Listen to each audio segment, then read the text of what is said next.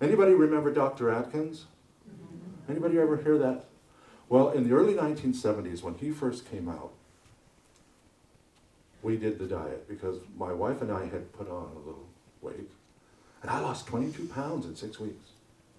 And I was just amazed by the whole process. And I gained the whole thing back in 3. Because the Atkins diet was so boring, I couldn't stay on it.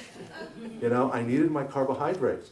And I found out later I was addicted to sugar, along with the tobacco and the alcohol and the drug and everything that I eventually overcame. So you see, you can overcome it.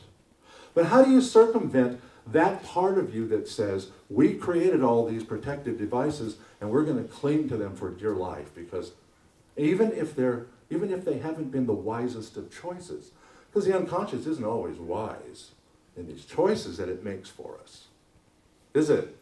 We're all sitting here in this room knowing that we have habits that we wish we could change. Anybody totally free from bad habits that don't need to be changed? Right. So we're all in this together, right? We're all in this together. So is there any way to circumvent that? Because you can't hit it directly, because the moment you say, you even start thinking about changing, your subconscious folds its shoulders and says, oh, no, you're not. We're going to hold on to this. We know better than you. We created this, you wanted it. When you were 9 years old, you sucked in your stomach. We're holding you to it. So how do we circumvent that? How do we sneak up on the subconscious? Let me take a sip of water before I get into that. Because even as I talk about it, my subconscious is saying, what are you doing?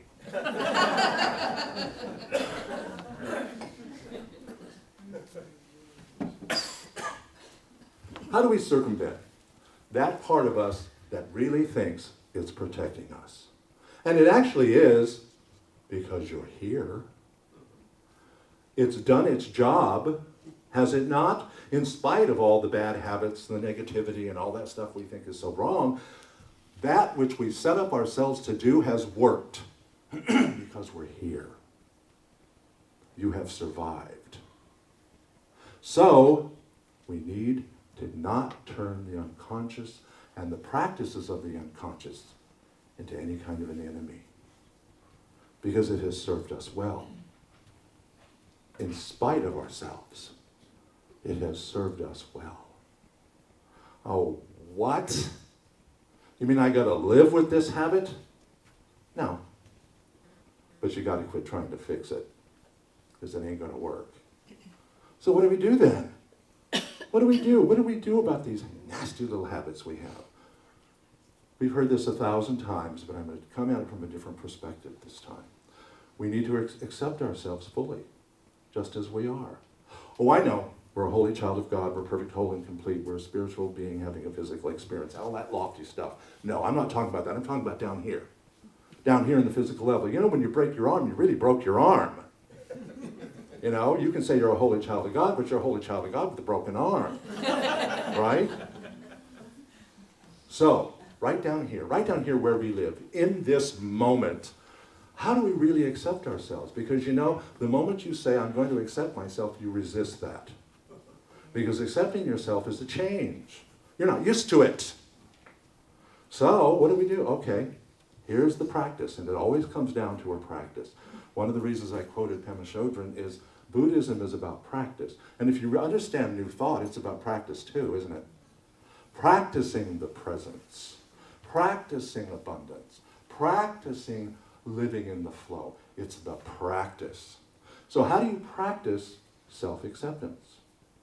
It's very simple. It's not easy, because you've got all these habits. They're resisting you. I can see it in your faces.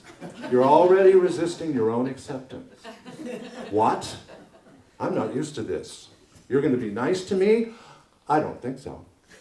One of your weapons has been slapping yourself in the face every time you do something wrong. So how do you do it? You simply accept that you're not accepting yourself. What? Yeah. You simply accept that you're not accepting yourself. You know, when someone says, or you hear, accept yourself as you are, that's how you are. You know what you are? Not who you are. That's a different situation. But what you are a result. You are a result of every experience, every thought, every relationship, everything that you have done throughout your life up to this moment. You are a result of that. And that influences you. You move through this world according to the result you are. And one of the things that creates that is your language, how you talk to yourself, how you've talked to yourself all of your life. You are moving through this world guided by this entire process that has brought you to the result that you are. And when you do anything to upset the status quo, your unconscious is going to poke you in the gut and say, wait a minute. So you need to accept that. Yeah, I'm a ball of confusion. I am a series of contradictions. I am. I accept that. What? That's different. They always tell you you have to accept yourself as this wonderful, lovely person. But I don't see myself that way, so I can't accept myself that way. But I can accept that I don't accept myself that way. Are you with me? Have I lost you? No. The idea is to begin with this gentle stroking. Okay, yeah, I'm a ball of confusion. I contradict myself at every turn. I look in the mirror and I see this, this monster. I'm too fat, I'm too thin, I'm too old. I wear glasses, I don't wear glasses. I wish I was this, I wish I was that. I accept that. Because that's what I am in this moment. I'm a ball and a big cardboard box of confusion and contradiction. I accept that. And that's the practice.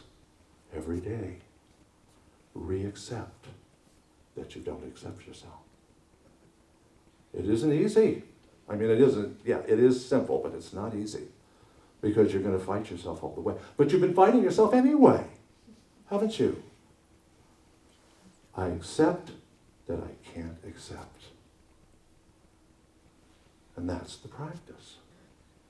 Is there an outcome, a reward, any kind of a payoff for that? Yeah, there is. Because as you continue to accept yourself in this moment as this big bag of contradiction, resistance, walls, barriers, everything that you have been struggling to change, and you simply accept that you can't accept it, that you haven't been able to change it, something wonderful begins to happen. You begin to relax. And that's what we've all been looking for. That is the first step to self-respect. And in spite of all the stuff that you have thought you've wanted all these years, the gift you want the most is to respect yourself. That, my friends, is self-love. And in that, you can then extend your hand in your heart, genuinely and authentically, to the world.